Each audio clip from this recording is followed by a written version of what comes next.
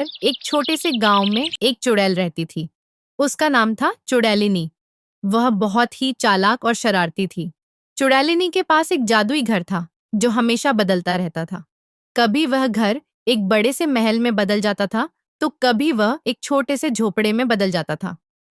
एक दिन एक छोटा लड़का नाम रोहन उस घर के पास से गुजर रहा था। उसने घर को देखा और आश्चर्यचकित हो गया। वाह, यह घर तो जादुई है, रोहन ने कहा। चुड़ैलिनी ने घर के अंदर से बुलाया, आओ रोहन, मैं तुम्हें अपने घर का दौरा कराऊंगी।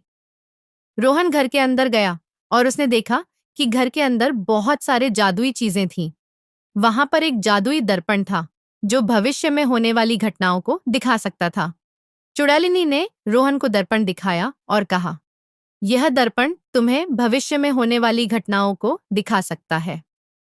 रोहन ने दर्पण में देखा और उसने देखा कि वह भविष्य में एक बड़ा और सफल व्यक्ति बनेगा। चुड़ैलिनी ने रोहन को एक जादुई पुस्तक भी दिखाई जिसमें बहुत सारे जादुई मंत्र थे। रोहन ने पुस्तक में से एक मंत्र पढ़ा और उसने देखा कि वह मंत्र सचमुच काम कर रहा था। चुड़ैलिनी ने रोहन को एक जादुई छड़ी भी दी जिससे वह किसी भी चीज को जादू से बदल सकता था। रोहन ने छड़ी का उपयोग किया और उसने देखा कि वह छड़ी सचमुच काम कर रही थी। चुड़ैलिनी ने रोहन को एक जादुई किताब भी दी जिसमें बहुत सारे जादुई रहस्य थे। रोहन ने किताब में से एक रहस्य पढ़ा और उसने देखा कि वह रहस्य सचमुच काम कर रहा था। चुड़ैलिनी ने रोहन को एक जादुई पेंटब्रश भी दिया जिससे वह किसी भी चीज को जादू से रंग सकता था। रोहन ने पेंटब्रश का उपयोग किया और उसने देखा कि वह पेंटब्रश सचमुच काम कर रहा था। चुड़ैलिनी ने रोहन को एक जादुई घड़ी भी दी जिससे वह समय को जादू से बदल सकता था। रोहन ने घड़ी का उपयोग किया और उसने देखा कि वह घड़ी सचमुच काम कर रही थी।